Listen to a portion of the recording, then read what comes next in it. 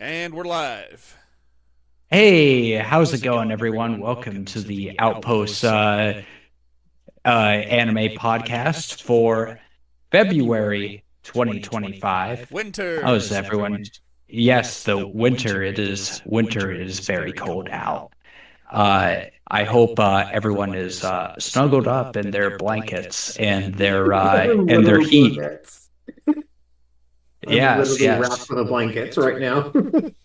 Very, very good. You sound very warm.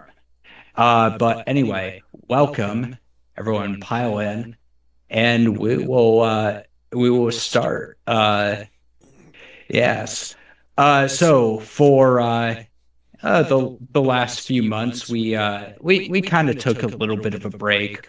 We were a little bit burnt out. We just wanted to we just wanted to you know and not do much for a few months, but we're back now. So, We're back from outer uh, space. for this edition, we watched Tokyo Godfathers. We were planning on having this be sort of a Christmas thing, but it kind of got kicked down the road a bunch of times. So we're doing it now. Life happened. Life did happen. Life happened for a lot of people. Uh, Rip Josh. We will we will miss him. No, he'll be back. He's not. okay. He's just Yeah, not he's around. yeah, he's okay. He's like he a just dad. he has other things happening now. Yeah. We watched Tokyo Godfathers. Now Tokyo Godfathers, it's about it's about a few homeless people in Tokyo who come across a baby, and they're trying to find the mother of the baby. That's pretty much it. It takes place in the winter around Christmas time, which They go on is a why, chase. yeah, it's a bit of a chase. So, actually, why don't everyone introduce yourselves? I am Neo Tokyo Tempo. Neko here. I'm Baron. All right, Striker. One And more. hermits. Yes. So, let's just jump right into it. So, what do you guys think about like the overall look of this show? I mean, it's a Satoshi Kon, so it looks freaking amazing, as usual for his works. It's not only the visual design that is striking; the animation is very fluid. There's very few films, let alone shows, that actually can pull off this kind of stuff. Well, mind you, this has quite a budget, shall we say? And there is no skipping frames. There is no, like chipping out of action and stuff. Well, for whatever action it has. Yeah. Yeah. Yeah. All right. So this movie was basically inspired by a 1948 John Wayne film of the same. It's called The Three Godfathers, as it was mentioned before. It came out in 1948. It starred John Wayne, and interesting enough, I'll be real when I say I didn't watch the dub, but I am well aware that the company who did the dub was G Kids. These guys were also responsible for, of all things, a lot of the voice actors were actually in 4Kids as well as Central Park Media. It was based in New York.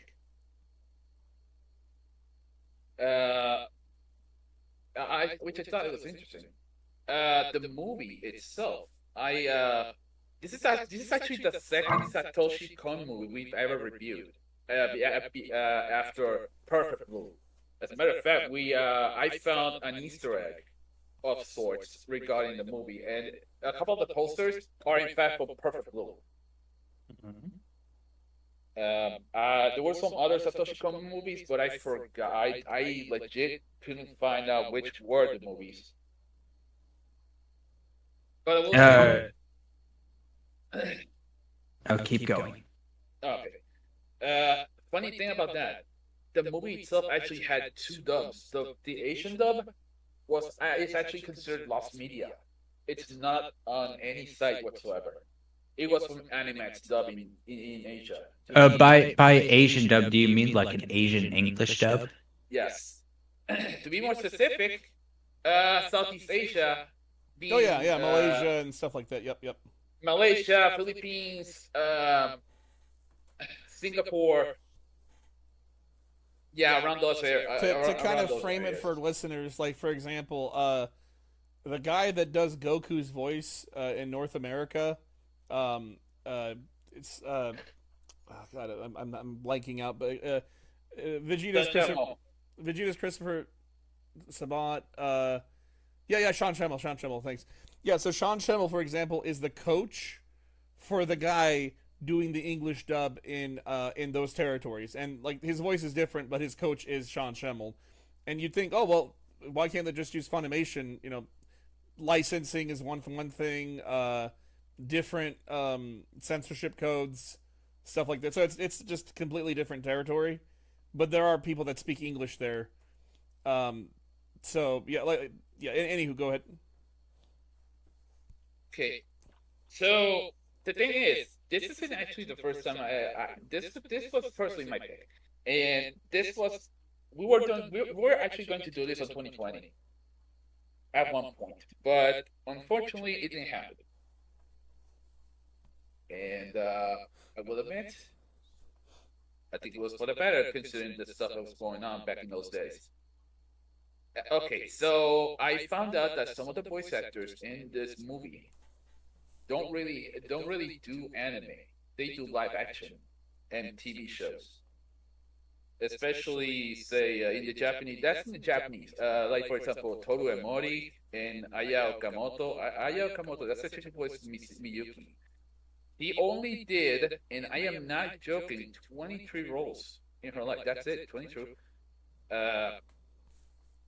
All of these were live action movies. This is actually the only time she actually voiced an animated movie. The one I cannot find for the guy who voiced Hana, however, 44 roles. I'm checking IMDb right now. And then you got Toru Emori, who is the guy who voiced Jin. Gin, he has 83. He's famous for, of all things, voicing another character called Inui Seijiro in Paprika. So, which is another Satoshi Kon film. So, okay, you won't believe this, but I actually, I didn't watch this movie on Christmas, but I will say that it was pretty interesting. It actually reminded me of a bit of a something like a early 90s movie. It would be something like a Western American movie. Sorry, okay, let me start again. This has the vibe of a 1990s Hollywood movie, but it's not like a Western comedy film, like say Stuart Little or anything like that. No, this is a bit more mature for what it is. And this movie actually legit deals with a couple of issues. One of them being homelessness, abandonment, if you will. Doesn't the story take place after the lost decade? Yes, it does actually. Yep. The lost decade, I'm gonna sum it up real quick. The lost decade was basically after the bubble burst in 1991. And to this day, Japan has never fully recovered from it. It was basically Japan's downfall. Economically, yeah, it wasn't like the U.S.'s Great Depression, but it is like the 2008 or even our own like 80s economic collapse. And for Japan, it was really bad because a lot of things were riding on stocks, and a lot of mismanaged stocks, both Western and Eastern companies, resulted in, as Lewis put it, bubble burst, which basically put a lot of young people in the streets and a lot of other people of other ages in the streets as well. But namely, a lot of young people were basically, that's why it's called the missing decade, because the entire. Go ahead. Was that tied to the 1997 Asian financial crisis, or was that kind of unrelated? Yes, that related to. It's the stuff that kickstarted the whole thing, basically. Yep. So this Think movie about it as the 2008 financial crisis in the U.S., but worse. Yeah, this movie humanizes, because the problem is, like, so I've seen it. Unfortunately, it's both in Western culture and in Eastern culture. Some people, they see homeless people as pests, but this movie humanizes them, and I think it does a good job of doing that, especially because it even shows how they became homeless. Like it's not like, oh, they're a bunch of losers who don't want to work. It's literally like one of them ran away from home because she stabbed her dad. The other one lost her job. The other one, blah blah blah. You get what I mean? Like, Yeah. Going straight to spoilers, I see. Yes, basically. No, but seriously, yes, it does. It does that, and I think honestly, the worst, one of the most tragic one happens to be Gaines. The man became an alcoholic. He had a ton of debt. He managed a bicycle company. He was a bicycle racer in ovals. Those you can bet on those. He racked up an insane amount of that. I'm guessing he did some deals with the Yakuza. And They don't tell you that, but it's heavily implied. yeah. I had a notch when I was looking at the man's backstory. This is your classic Yakuza loan debt problem. Basically, he went broke. His wife died. He dove into a huge depression. He became an alcoholic, and as a result, well, the man was running from his own issues. In Hana's case, she actually lost her temper and punched a guy in a drag queen hostess club. Because here's the thing, I don't see Hana as a transgender woman, more like a drag queen. Well, it's he just he's queer. So yeah. Interestingly enough, her English voice actress is actually transgender as well. They actually went as far as to hire a transgender woman to actually voice Hana in the English dub. Okay.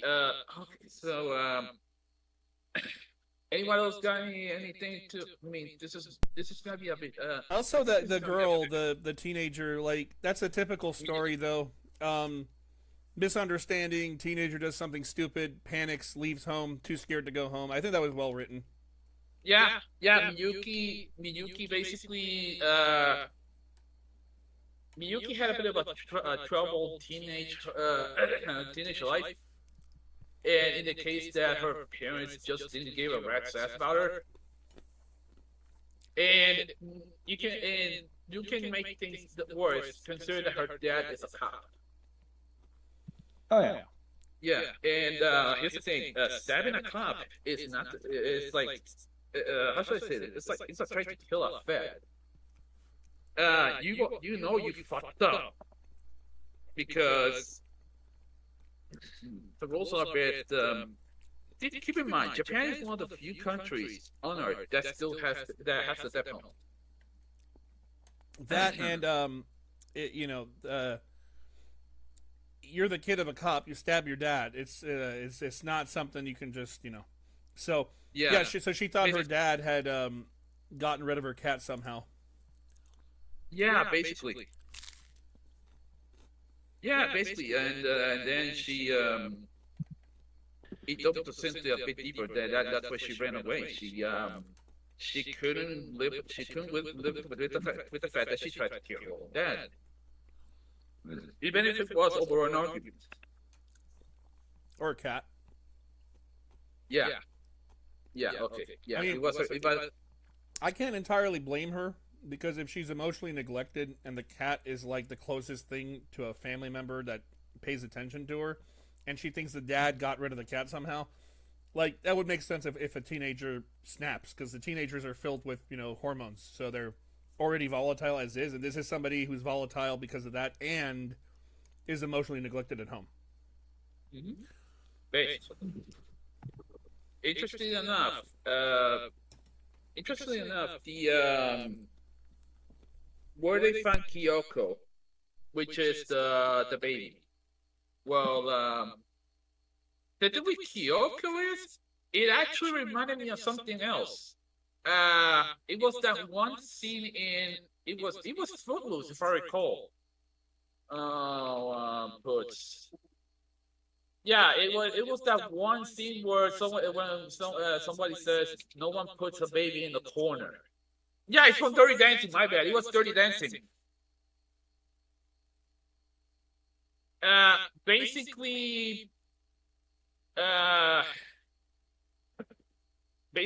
uh, the girl actually puts her baby, abandons her baby because she was pregnant.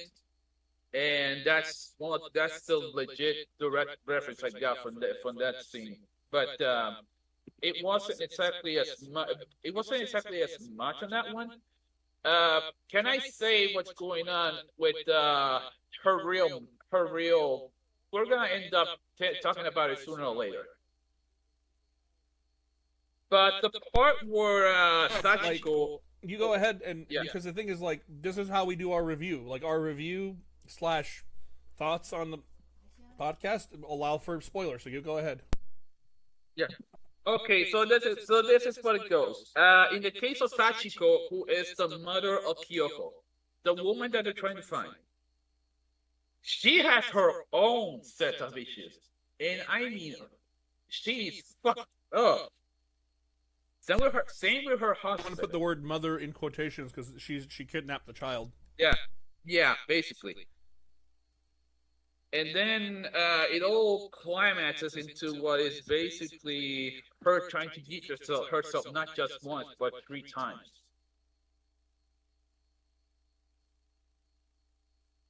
It I'd say it was the regarding the characters, however. Man, I would say that the characters legit had a lot of they had some unusual chemistry because in the case of being homeless, you gotta stay together or you gotta deal your own. I found that the characters they had they definitely did have chemistry with one another. Like they worked off each other quite well. They felt like their own kind of like misfit family. Well, they didn't even really feel too much like a family. Like there's like long periods of time when what's his face Jin is just like gone, and they're Like a And, dad going off to get cigarettes. and none of the other two are even really like looking for him. All that like they wonder, hey, where's Jin? But they're not really like going out of their way to like try to find him. They're much more wrapped up into what they're doing. And then you have But I go ahead. Sorry, Will. like there's an issue I have with the plots and the characters wrapped up together though, and that is that it kind of seems like this movie, like at least from what I can see, kind of has what's known as an idiot plot.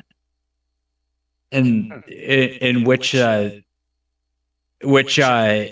anyone who is listening, an idiot plot is like a plot where, in order for the plot to actually happen, the characters kind of have to be idiots. Is like the first thing these characters do, say, or at least the first thing that Jin says, and Jin is, to me, is like kind of the anchor of the movie, because he kind of seems like the only guy with any sort of common sense. He says, we should just take the baby to the police. And for some reasons that I don't really understand, nobody else in the movie seems to want to do that. And there's like reasons that sort of that sort of justify it post hoc later in the movie. But when they first find the baby, there's absolutely no reason to do anything else besides take it to the police, other than really bad with names. Who was sorry, Miyuki or Hana? Other than Hana just like having an emotional breakdown. There's no other reason to do anything besides take the baby to the police. To me, that overshadows like the entire plot of this movie. Well, there is an implication that they can be wrapped up by charges effectively for, kidnapping a kid. But it's very thinly implied, so it's not, Even then, like just like running around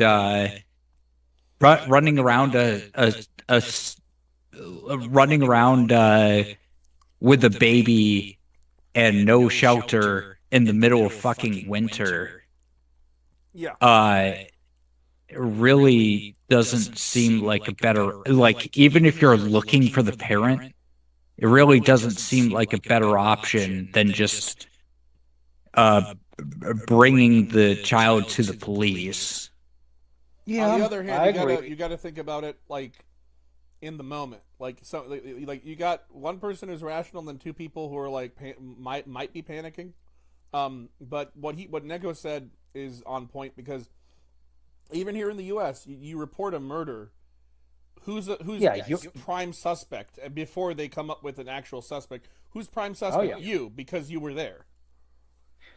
Yeah, and if they detain your ass, good luck. In Japan, good luck. Especially in Japan, if they decide you're the prime suspect, you're kind of like you're kind of on the hook. Like you are going to be prosecuted. Mm-hmm. Yeah, but even then, you're still you're still like you're not just dealing with yourself. You're still dealing with the life of a baby. Yeah. Yes, and I agree with that. I'm not saying it's a good explanation, but that's the one that was given in the film. So, Well, the explanation that has to happen for the that plot. actually, yeah. like what you guys are describing. Well, hold on. Herman wants to say something. At the end of the day, this is sort of almost like an urban fantasy movie. Like it's almost a fairy tale. Like some of the qualities, like they even play into that at some point with like a person appearing to be like a fairy godmother or showing up at some point.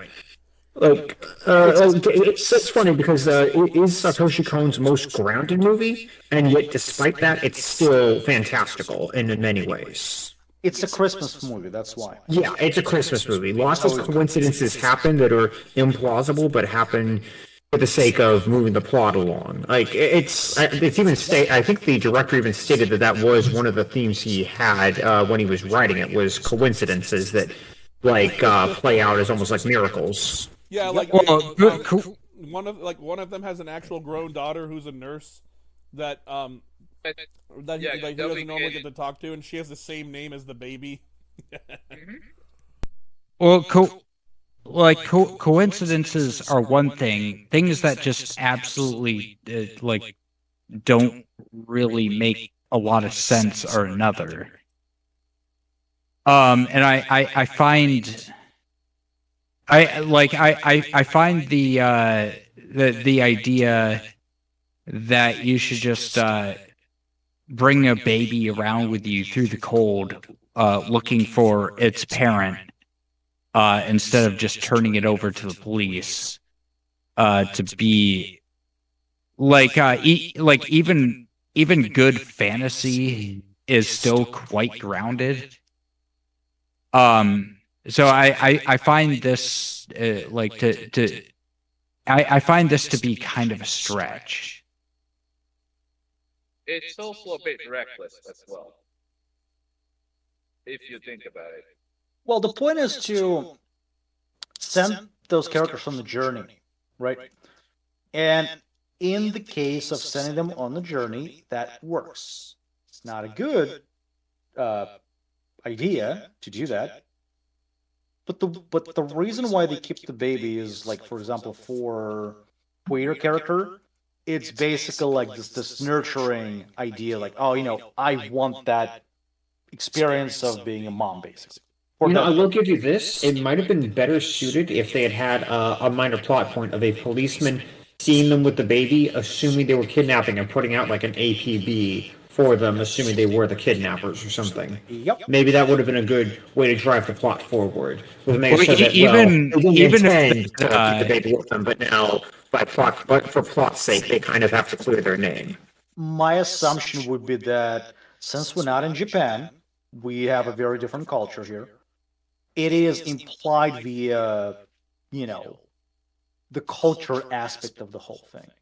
That's what would have happened if they Yeah, tried to yeah, bring the baby in. Yeah. Because it's what Baron said, like, it's like if you bring the kid to the, Yeah. any I've had states, discussions- really. I've had discussions like this with friends and family from Iran. Like, I'm like, well, what's the big deal? Why can't someone? Well, okay, bud, let me explain this to you. If you report this and this in Iran, you don't get to be seen as the good guy by the police. You get to be seen as prime suspect. Prime suspect number one. So, like, if you see somebody like robbing a store or committing a murder and stuff, it's like, well, how come people don't why aren't they more vigilant? Well, because they don't want to get arrested for reporting a crime. And in Japan, it's even worse because it's like, sure, they've got a better justice system than a lot of countries in the world, but at the same time, it's They're kind of quick to jump to conclusions. Yeah. It's just. I have to wonder how accurate it is, but like all my experience between with the Japanese legal system, even if it's just from of all things Ace Attorney and what's that game that Yakuza Judgments. It seems that the legal system tends to be very stacked against the defense. Well, to a cartoonish degree. And Well, also, it seems like it seems like to me that the two arguments I'm getting against this are, one, the stories about the legal system in Iran, and two, what you know from an example, fiction. my guy. I was saying, like, I was setting a precedent. A precedent is, here's another Asian country that's got a somewhat of a similar legal system. Yeah, but it's And not then, Japan. hold on. And then I followed it with, and then there's Japan, which is the most westernized East country, and it's got the best legal system compared to like the vast majority of a lot of countries. But at the same time, as Hermit put it, it's also very, very harsh and jumps to the point. I would say is dystopian. So when you have a legal system that's been dystopian for so long, I mean, there was a famous case of like this murder happening at a bank. Like these monsters basically showed up, poisoned everybody at a bank to rob the bank, including like children or a child. They couldn't find the suspect. So they beat up. So the cops beat up this artist and got him to confess instead, because he happened to have a business card from one of the business cards they found at the. And they're like, "Well, confess. You're the one that did it." And they just beat him up until he finally confessed, and then from that point he had no defense. So that's what I was setting the precedent. I was saying, okay, here's one Asian country, and then here's another Asian country, but that Asian country is supposed to be better, right? Well, no, because it's got the same thing. It's a thing in Eastern law. Unfortunately, it's the evidence is stacked against you. We're going to assume you're guilty. You have to prove you're not guilty. Well, I was more referring to the fact that, like, if you read news about the whole thing, yeah, it's like that in Japan specifically. So, Well, I mean, things like that have It's happened like- in America. That's not exactly convincing as to Well, let's bring like you why a they different shouldn't actually just bring the child into the police. no, I agree, but here's the thing. Because if you don't bring the child into the police, you're like immediately right away you're probably going to get caught anyway, and you're probably going to be even worse trouble when you do get caught. But you're gonna be in trouble either or. So that point is mute.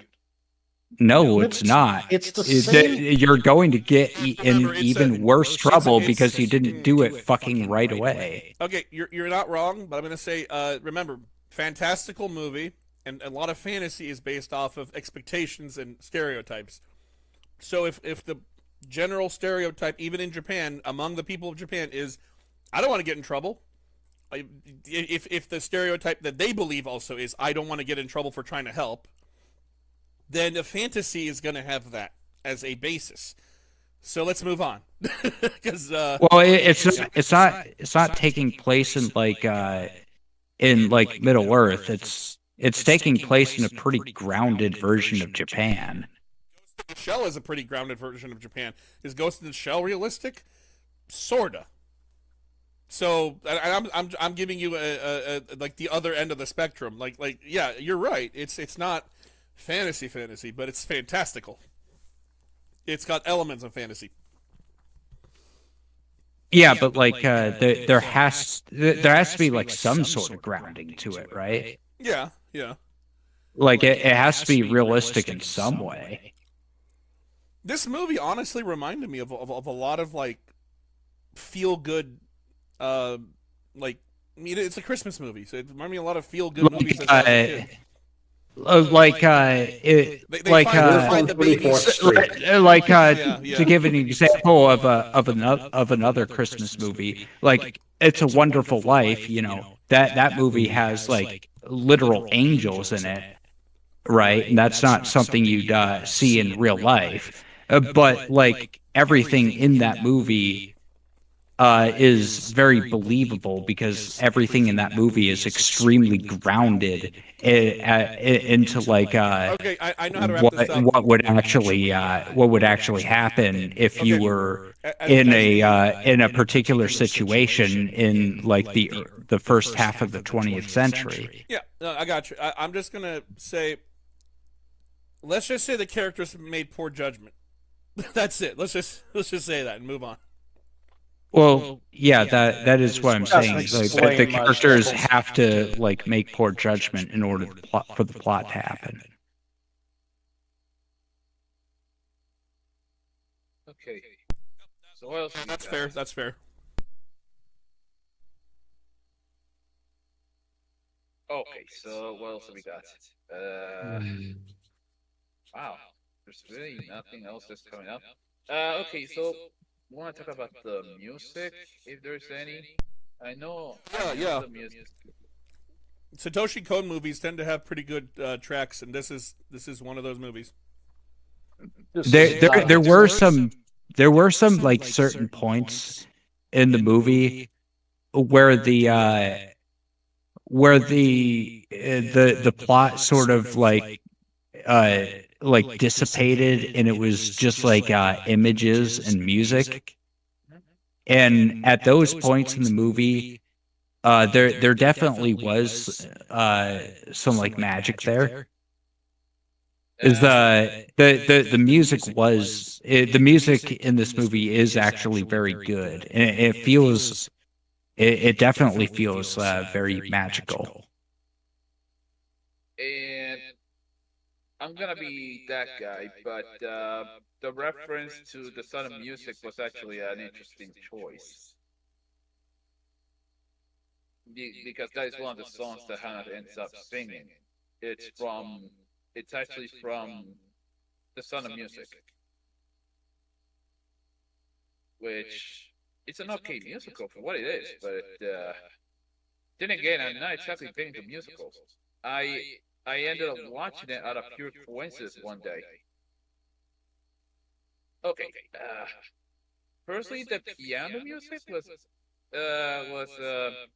one of the best things about it. And all right, so in the case of the voice acting, well, I will admit, there were some times where I thought Hannah was definitely the goofiest of the bunch, also the most emotional because of, well, you know what? I'm gonna say it. This movie is a bit controversial nowadays. Yeah. Not only because of the left wing part, but also the right wing part, because especially the traditional.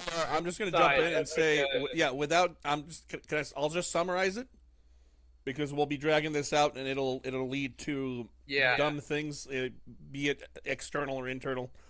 Both sides are, if they haven't already whined about it, both sides are likely to whine about this movie. Anywho, let's move on. What are you going to say after this? Yeah, I was gonna say one part in particular that's Hannah saying that she wants to be a mother, but the thing is, well, she can't because, well, she's not a woman. She's actually, Yeah, he's a dude. yeah. It's a cross-dresser, which is separate from trans, and people keep mixing the two up. Yeah, I honestly labeled her more as a drag queen than. Well, yeah. Anywho, I would like to change the topic. Because I don't like, Outpost doesn't do politics. So move on. What's the thing after this? Fuck. We really didn't come prepared with this one, didn't we? All right. This is all he came to prepared to discuss. This is all he noticed when he watched the movie. That's a joke. It's a joke. That's a joke. All right, guys. All right. So I want to talk about something actually. The Hitman. I thought that was nuts. I thought that was bonkers. They get like talk about coincidences. They do something nice. The Yakuza guy goes, "Hey, you ever need a favor? Here's my card. In fact, come to my daughter's wedding." And then they go to the daughter's wedding, and then this foreign hitman shows up. What are the fucking chances? Hitman shows up, takes. I love my favorite part of the scene is they're like everyone is dressed in suits, and then you have these three homeless people, and they're just like you just know they're just stinking up this fucking wedding. And everyone else is just well showered, well groomed, and well dressed. You just have these fucking weirdos who probably haven't showered in like 6 months, and they're like in tattered clothing. Nobody's and like everyone's like looking away from them, like people just aren't acknowledging them. Also, don't forget, like, they probably felt awkward the entire time. They're like, they definitely were. They were very awkward. You could tell they actually played that off pretty well, because they animated their facial expressions and whatnot to look very awkward, and at least in the Japanese audio for the for the movie, they sounded like they felt pretty awkward too. They were actually. I mean, I would feel awkward too if I was homeless in a rich man's party. Even though, however, these guys ended up saving the man's life. I wouldn't feel awkward. I would have just passed as much gas as possible. and just like watched everyone like holding their noses, laughing. I mean, all they had to do was tell Yakuza. It's my aura. All they had to do was tell Yakuza man, hey, we don't have anything to wear. Do you think we could borrow a suit or something? And then one of them at least could have grabbed a bunch of food, but then that'd be rude. That's actually considered extremely rude, both in this culture and that culture. Dude, honestly, the fact that the guy who was talking, not only Mario, that's the guy's name. The guy who's the kidnapper, but also his wife Maria. From what I assume, these people were Venezuelan because for a short time, they were either Venezuelan or Colombian because those two were some of the Latinos who migrated to Japan. I read as Filipino, given they're based in Asia. No. They were talking Spanish. In the Philippines, they would be speaking Tagalog. Yeah, it was confirmed that the hitman was Hispanic. Dude, my language. Okay, well, what do I know? My native language is Spanish. I'm Puerto Rican. You're wrong. They were definitely speaking Portuguese. No, they were speaking. No. They were not speaking Portuguese. I wouldn't understand it. Ridiculous! All of you are wrong. They were speaking Klingon. Hakla. They were speaking German. That was definitely Romanian. Or Russian. Hold on. So hold on. If it was Romanian, does that mean this anime is canonically a part of the Castlevania universe? Oh God. All right, back on topic. It was actually the heirs of the Roman Empire committing a hit. That's a little disrespect. Holy shit. Yes, a little disrespect. Okay. It was the Agarthans. Agartha. Oh, we got to do that anime sometime. Journey to Agartha, aka is it Voices something? So that one dude that's he did the anime that was about the guy who sees Sloth's place with a girl. All right, we're already way too off track. Please. And then something about meteors. But yeah, anywho, yeah, okay. So, Lewis. Please continue, Lewis. Yes. The guy basically says, okay, if I were to transfer the whole thing in a nutshell, I'm gonna be that guy and say, the guy was also saying, everybody put your fucking hands up. I'm robbing your ship. Get the fuck away from me. And then afterwards, the guy starts running with Miyuki. Like he held a hostage.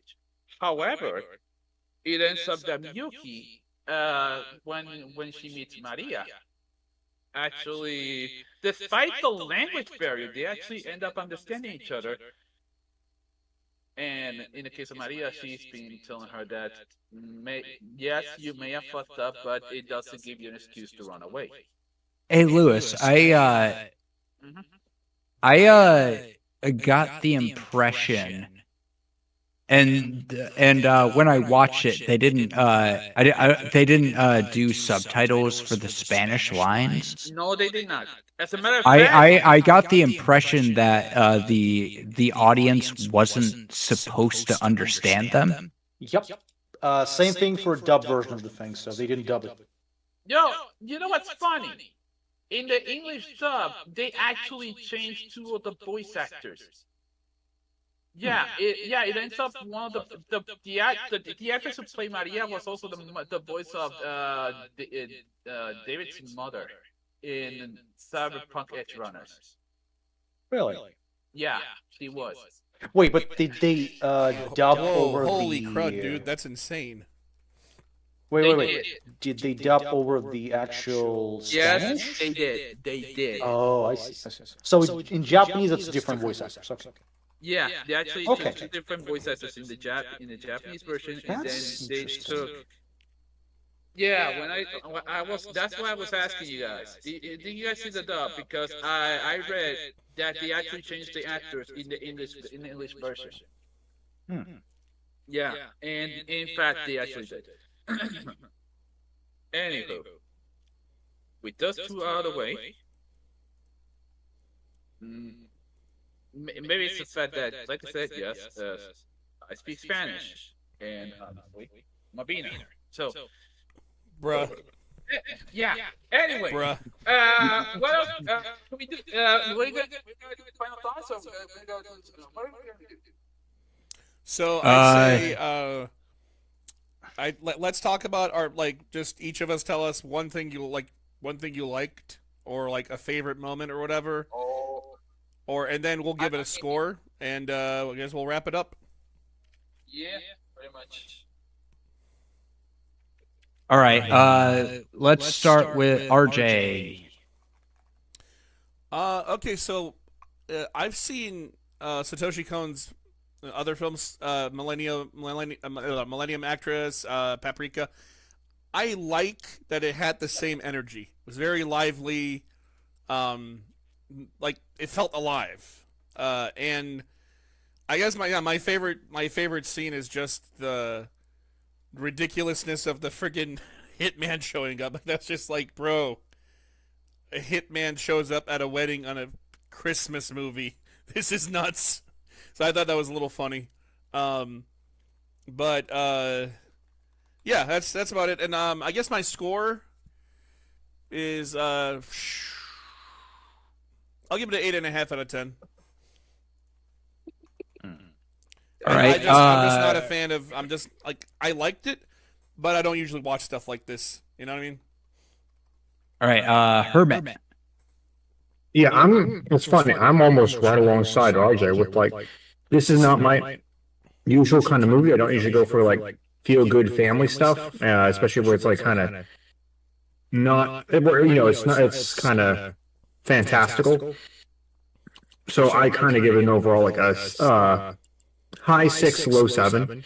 And yeah, probably my favorite part was definitely. I did like the scene with the wedding. It kind of felt like a Yakuza side story. It reminded me a lot of that series, but I also kind of liked the ending where it kind of caps off on. It kind of feels like everything wraps up. Everybody kind of comes back to where they should be. You can kind of get a picture of where everyone's stories are going to kind of go from there. How everything's going to kind of. It feels like everything's going to be all right, which is kind of a positive place to end everything. Yeah. Neko. Okay, so I have a mixed feeling about this show, this TV, this film. On the one hand, it has a great animation.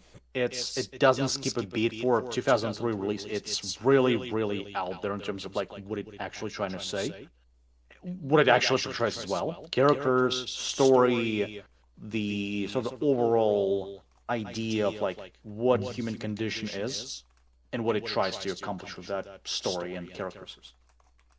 They're cool, don't get me wrong, but like I would like a bit more dynamic between certain characters and stuff. It doesn't have, in my opinion, a lot of good like funny moments. A few touching ones, but they're like high school drama. And this is probably the weakest point of the whole film. It doesn't explain a lot of background things, and we sort of have to expropriate that thing out of the overall beginning, like the late 90s, like early 2000s of Japan in the first place. Like again, with the kid not being, handled by police. But overall, I would say it's a good Christmas film, minus the nudity part, I guess. I would say it's 8. It's a solid All right. Striker. All right, I picked this one So I'm gonna have to. I'm gonna be a bit harsh to this one. Yes. I did not like the cliffhanger ending because it left a lot more questions and answers regarding if Miyuki and her father made up.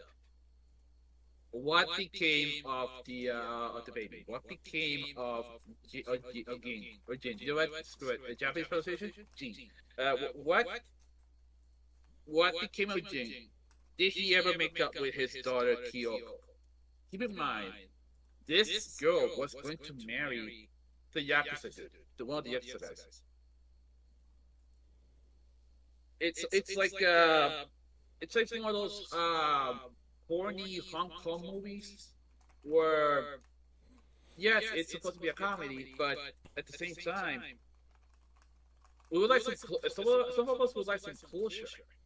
What happens after the events of the movie? There is, however, one scene, one particular part of the movie, which I honestly think was crazy enough, and it was the suicide attempts. Yes, not basically when they tried to save Sachiko's life after she tried to jump off a bridge. The other part was when she tried to jump off the building with the baby that she kidnapped. And then it ends with Hana saving the baby. Although I'm surprised no one mentioned this part with the hostage situation. This movie deals with a lot of things: grief, loss. Some certain pages say transphobia. Yeah, but that's Yeah, just. it's I'm not assuming that's really just there. modern thing. Because again, I'm just gonna drop this. I took a bunch of different studies when I was at UC Davis. One of them was Latin American studies, and they brought up, like in Brazil, there's a cross-dresser culture, and multiple times I've had professors bring up people confuse the two things. And, people can have their little opinions. I don't care whether they're on either side, but I'm going to say they're this dumb, uneducated opinions. So, I don't care whether they're left or right. If they don't know what something is, they should shut the hell up. But, most people don't agree with me on that because, freedom of speech. But, anywho. But yeah, no, there's redemption, there's forgiveness. All right. Give Striker the floor, please. Sorry. No. I'm trying to add to Lewis's thing. I know what he's talking about. And yeah, what I liked is especially how Come on, they fix each other. let him I'm talk. trying to say one thing. Well, They fixed each other's lives, and is like what I like out of it, and I know Lewis also likes that because we talked about this stuff. So you keep going. I'm sorry, man. I got to jump in. No, it's all right. It's all right. I want to hear your thoughts on it. I know. Basically, I'm gonna demote some points for the cliffhanger ending. Otherwise, honestly, I think this is a 7.5 movie out of anything else. It was decent. Satoshi Kon, may he rest in peace, has professionally made quite a movie for what it was. The funny thing though, also Madhouse, being the guys who animated this, they somehow never miss for the most part. When it comes to animation, that is Madhouse's usual strong point. When it comes to animation, keep in mind we have reviewed some of their stuff before, and honestly, a 7.5 is a fair score considering IMDb score is a bit higher. It's a decent Christmas movie, but that's about as far as we'll go. Anyways, we got Will as the last guy here, so don't go back. As far as this movie goes, I don't think it makes a particularly good family movie.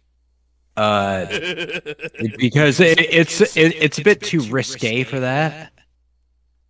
And I also I don't really think the movie's sort of message and values are really particularly in line with Christmas or Christianity. So I kind of disagree with you guys. I don't think it really makes a good Christmas movie.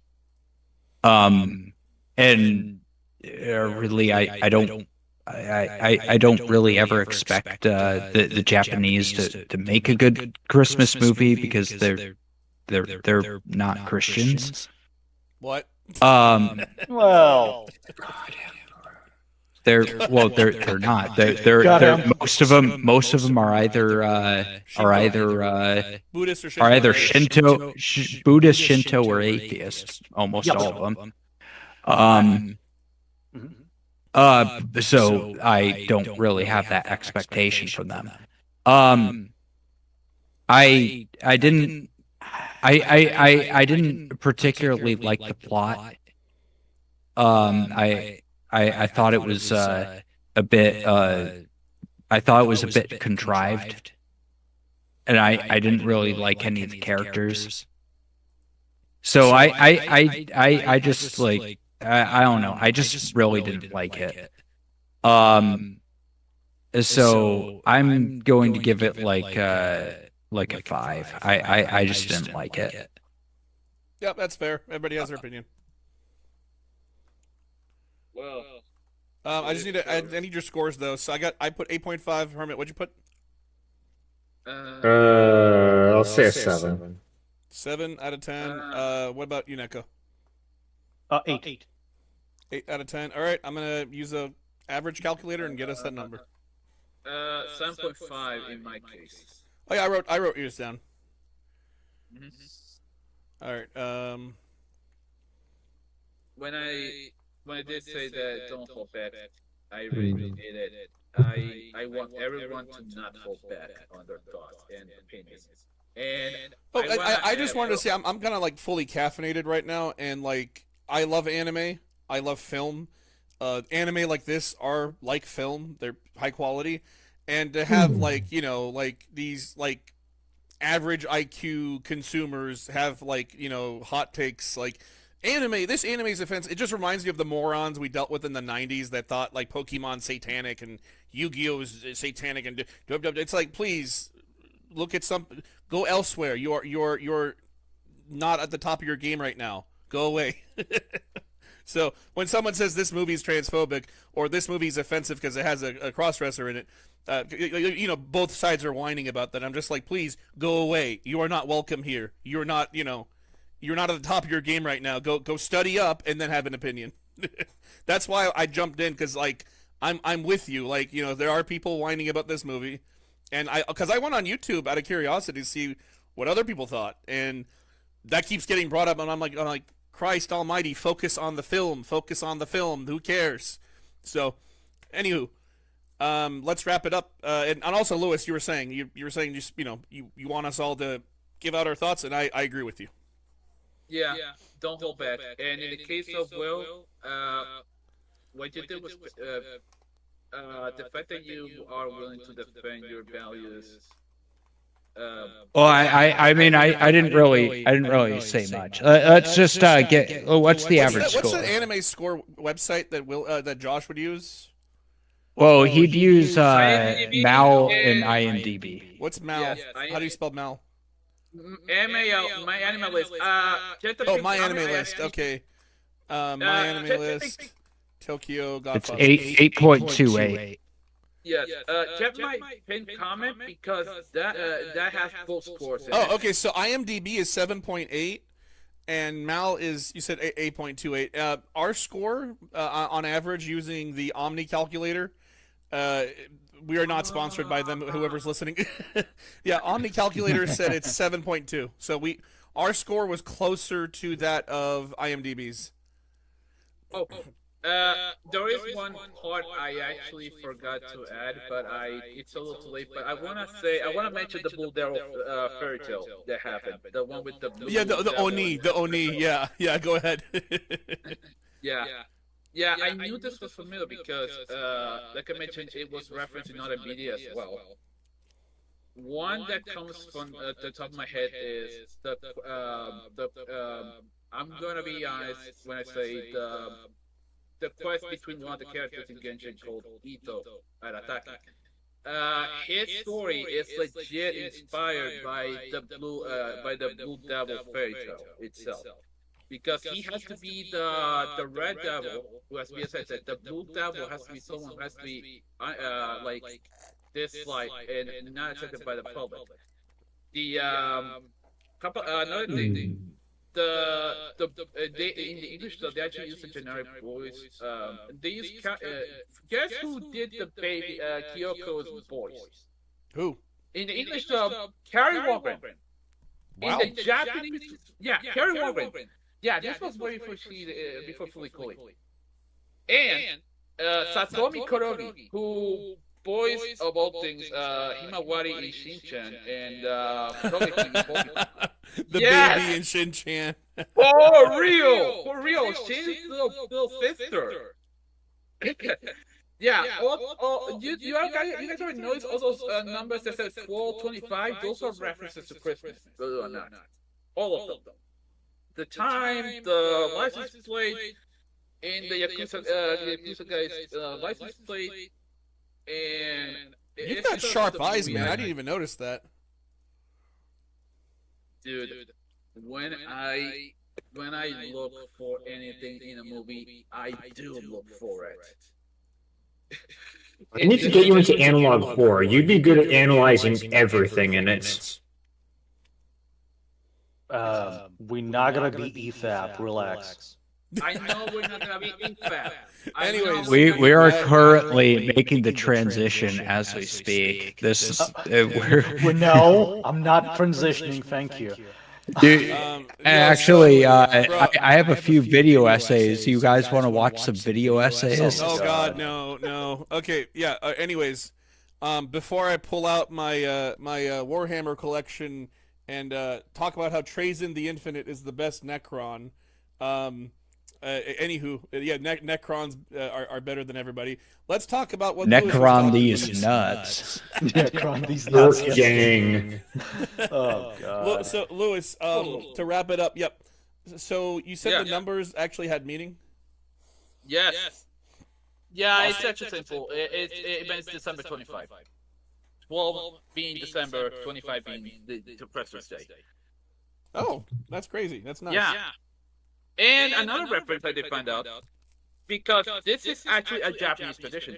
They one of the places where some of the people who celebrate Christmas go to eat is KFC. Yeah. I am not kidding you. It is actually a tradition to eat KFC at Christmas. I heard the logic. From what I understand, the logic is Christmas is an American holiday. Americans love chicken. Let's eat chicken on an American holiday. Well, originally it was part of a weird marketing stunt by some middle manager at KFC, because KFC was struggling at the time. But I think over time it kind of evolved into, well, we want to celebrate this American holiday. How do Americans celebrate it? Turkey. You can't get turkey in Japan unless you're really rich. What do you do then? Fried chicken. That's the best thing. Yeah, and the other crazy part is how two of the people who were crossing get fucking murked at the beginning of the movie by doing a three-wheeler. You guys seen all those sad shit that happen in the movie, or all the crazy shit that happens when Kyoko's around? Bro, it wouldn't be a Satoshi Kon movie if crazy things didn't happen. Yeah. I'm gonna shut the fuck up. No, dude, keep going. You why don't we wrap this up? Yeah, we are gonna wrap this up. We have any announcements for the end of this? Yes, we do. But I was gonna say, Lewis, I just gotta ask. I was telling you, go on, because of a very specific thing.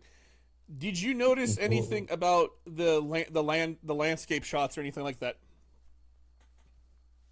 Oh, well, a couple of things here and there. I was actually admiring the beauty of the artwork. Yeah, same. But, I wanted to see what you thought about that because the environments. That's one thing when I watch anime is what do the cars look like? What do the shadows look like in the streets? Like when they're walking is like not just their shadow, but like are the objects behind them having and there are several scenes where they bothered to actually set, and it's you said Studio Madhouse, right? So that would make sense. I love how they drew Tokyo. It was gorgeous. I just wanted to see what you thought of that, but yeah, it was. especially, go ahead.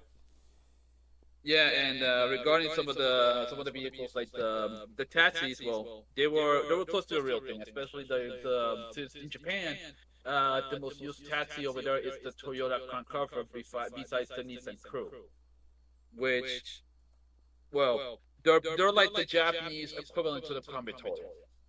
Yeah, Nice. yeah. So and in the case of the in the case of Yakuza, he will be driving something like a Toyota Mark II from the early 90s, an X90 model. That would be the last gen Toyota Cressida in America. And regarding the they really nailed it regarding Shibuya as well. Like you could recognize the Shibuya 109 radio station tower. You can recognize the Tokyo radio tower over there. Oh yeah. I've been to the Tokyo Tower before, so I liked seeing it. Whenever I see it in shows, movies, or anime, I'm like, yeah, I know that place. But yeah, anywho, I should make the announcement before we run out of time completely. Yeah. So, we our homies over at Thundaria are merging with Frosty Fight Club. They are the new hosts of our tournaments as well as Thundaria's tournaments. There's going to be a Guilty Gear Accent Core plus our tournament coming up. I will post the details on our Facebook page as well as Thundaria's Facebook page as the banner. So if you go on the banner, there'll be a little poster there. But yeah. All right.